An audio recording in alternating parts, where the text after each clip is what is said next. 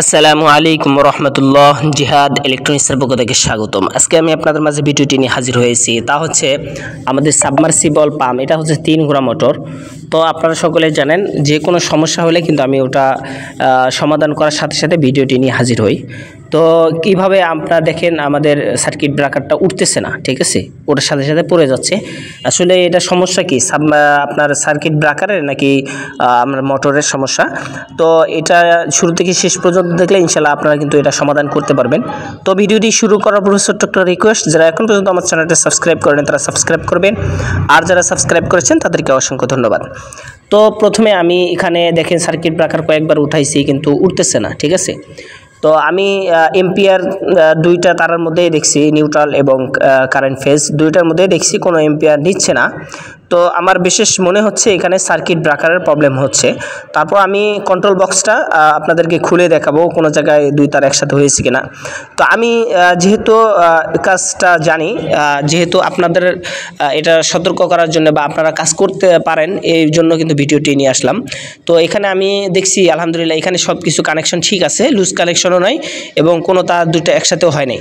আরেকটা জিনিস মনে রাখবেন, সার্কিট ব্রেকারের যদি আউটপুট দুই তার একসাথে হয় তাহলে কিন্তু সার্কিট ব্রেকার একা একাই পড়ে যায়, ঠিক আছে। এটা আবার লক্ষ্য রাখার বিষয় যে আমি এর দিক দিয়েও দেখছি আমাদের এখানে কোনো সমস্যা নাই।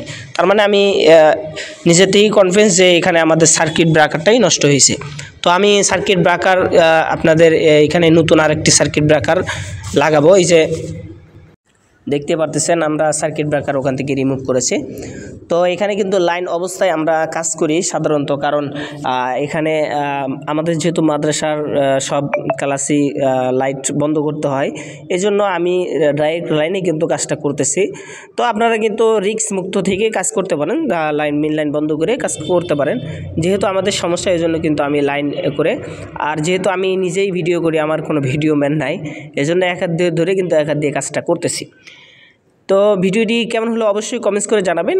তো আমি এই সার্কিট ব্রেকারটা সুন্দর করে লাগাচ্ছি, লাগার পরে আমরা সব কিছু লাগার পরে আমরা চেক দিব আসলে চলে কিনা।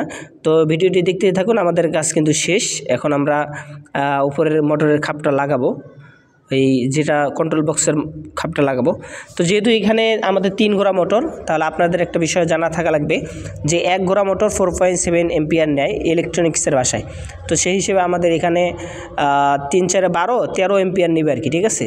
যে আমাদের 13 এম্পিয়ার রিডিং নিচ্ছে, তার মানে আমাদের মোটরটা 100% চলতেছে, ঠিক আছে। তো অবশ্যই এটা কিন্তু লক্ষ্য রাখবেন। তা 3 ঘোড়া মোটর 13 এম্পিয়ার 14 15, ঠিক আছে।